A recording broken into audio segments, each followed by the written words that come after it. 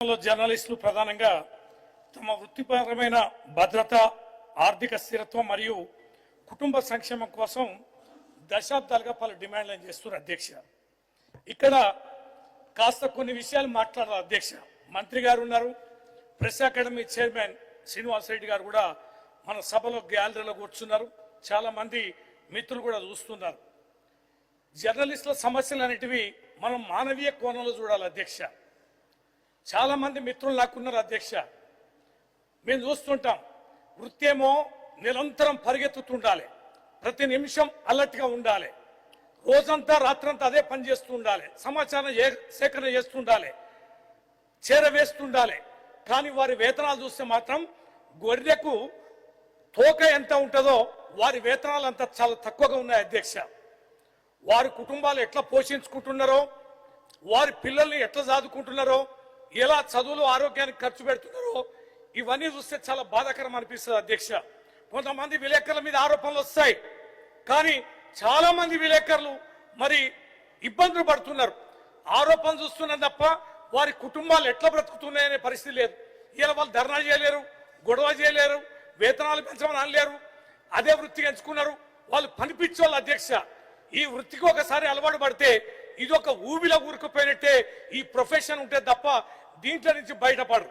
కానీ ఎక్కడ చిన్న ఇబ్బంది వచ్చినా కూడా పరిగెత్తే వీళ్ళకి వీరి కుటుంబ ఇబ్బందులు మాత్రం ఎవరికి చెప్పుకోలేనంత దయనీయంగా ఉన్నాయి అధ్యక్ష. అందుకనే వీరి యొక్క సమస్యలన్నిటివి సావధానంగా వినాలే, మనం పరిష్కరించాలి.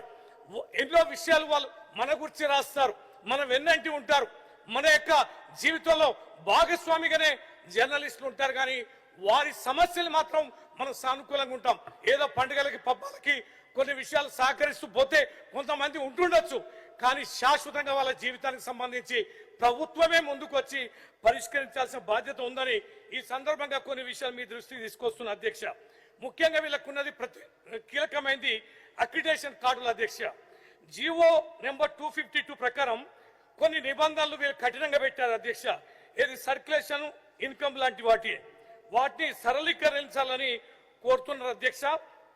అలాగే ఫీల్డ్ రిపోర్టర్లకు కూడా ప్రాధాన్యత ఇవ్వాలని, డెస్క్ జర్నలిస్టులకు కూడా పూర్తి స్థాయిలో అక్రిడేషన్లు ఇవ్వాలని కోరుతున్నారు అధ్యక్ష.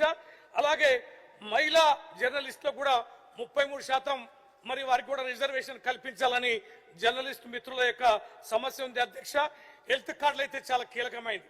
కేవలం ప్రభుత్వ హాస్పిటల్లో కొన్ని పరిమితమైన ఆరోగ్యానికి అవకాశం ఇస్తుంది తప్ప క్యాష్లెస్ వైద్యం అనేది వారికి అందడాలి.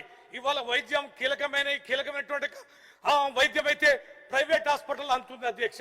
కానీ ప్రైవేట్ హాస్పిటల్లో ఏ రకమైన బిల్లులు, హెల్త్ కార్డులు అనేటివి పనిచేయడం లేదు. ప్రైవేట్ వైద్యశాలలో కూడా వారి హెల్త్ కార్డులు, మనం ఉద్యోగాలు లక్షలాది ఉద్యోగాలు ఇవ్వకపోయినా వీరు ఉద్యోగస్తులాగా పనిచేస్తున్న వీరికి ప్రభుత్వ హెల్త్ కార్డులు ఏ వైద్యశాలలో పనిచేసినా కూడా వారికి వర్తించేలా ఇవ్వాలని చెప్పి మీ ద్వారా కోరుతున్న అధ్యక్ష.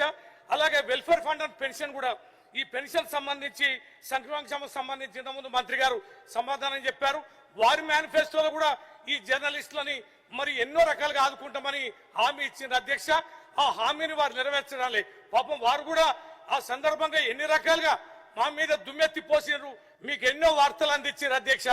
ఆ కనికరమన్నా చూపించాలి. ఇస్తామన్నారు 5 లక్షలు, 1 లక్ష ఇస్తున్నారు అధ్యక్ష. అది చనిపోయిన కుటుంబాలకు కేవలం 3,000 ఇస్తున్నారు. ఆ 3,000 ఎక్కడ సరిపోతాయి? వాటిని కూడా పెంచాలని ఈ సందర్భంగా మీ ద్వారా విజ్ఞప్తి చేస్తున్న అధ్యక్ష. అలాగే రైల్వే పాసులు కానీ, బస్సు పాసులు కానీ వీటిని కూడా అందించాలని, అలాగే డిజిటల్ మీడియా గుర్తింపు కూడా, మరి వీళ్ళకి యూట్యూబ్ ఛానల్స్ ఉన్నాయి, వెబ్ పోర్టల్ జర్నలిస్ట్ కూడా గుర్తింపు కార్డులు ఇవ్వాలని మీ ద్వారా విజ్ఞప్తి చేస్తున్న అధ్యక్ష. ఈ యొక్క హైకోర్టు ఆర్డర్ ప్రకారం ఏప్రిల్ 30 వరకు అక్రిడేషన్ కార్డులు ఇవ్వాలని చెప్పని ఆదేశం ఉంది. ఇంకా మిగతా వాళ్ళందరూ కూడా ఇవ్వండి, అందరినీ చేర్చండి. ఈ యొక్క అక్రిడేషన్ కార్డులు కానీ, హెల్త్ సంబంధించి కానీ 5 లక్షలు ఇవ్వడంలో కానీ, హెల్త్ సంబంధించిన అన్ని హాస్పిటల్లో పనిచేసేలాగా ఉపయోగపడేలాగా కార్డులు ఇవ్వాలని మీ ద్వారా విజ్ఞప్తి చేస్తున్నా. ఇది కేవలం ఒక వారి ప్రభుత్వ ఉద్యోగాలు మనం ఇవ్వలే. అనేక మంది యువకులు వారు ఆ వృత్తి నేర్చుకొని పనిచేస్తున్నారు. వారికి ఇతోధికంగా మనం సాయం చేస్తే, వారి కుటుంబాలు సంక్షేమంగా ఉంటే, వారు హెల్తీగా ఉంటే వార్తలు కూడా బ్రహ్మాండంగా చేస్తారు, నిత్యం అందుబాటులో ఉంటారు. మీ గురించి కూడా మంచిగా రాస్తారు అధ్యక్ష. అంటే చివరి ప్రశ్న ఇది కాబట్టి question number. చాలా కీలకమైంది కాబట్టి మీ దృష్టి చేస్తున్న అధ్యక్ష, మీకు ఇది వారు రుణపడి ఉంటారు, మీ వార్తలే రాస్తారు, మీ ప్రభుత్వం గురించి మంచిగా రాస్తారు. మరి ఈ మధ్యన మీ మీద ఆవేశానికి గురి కావడానికి కారణం కూడా ఇగో ఇవన్నీ మీరు మీ యొక్క మేనిఫెస్టోలో చెప్పి చేయనందుకు కూడా మరి అది ఉంది అధ్యక్ష. దాన్ని తగ్గించుకోవాలంటే మీరు ఆ ప్రయత్నం చేయాలి, లేకపోతే మా ప్రభుత్వం కూడా వస్తుంది. మేము ఏవైతే డిమాండ్లు మేము ముందు పెడుతున్నామో, వారి విజ్ఞప్తులు మేము ముందు పెడుతున్నామో, రాబోయే రోజుల్లో అన్నిటి కూడా నెరవేర్చే రోజు వస్తుంది అధ్యక్ష.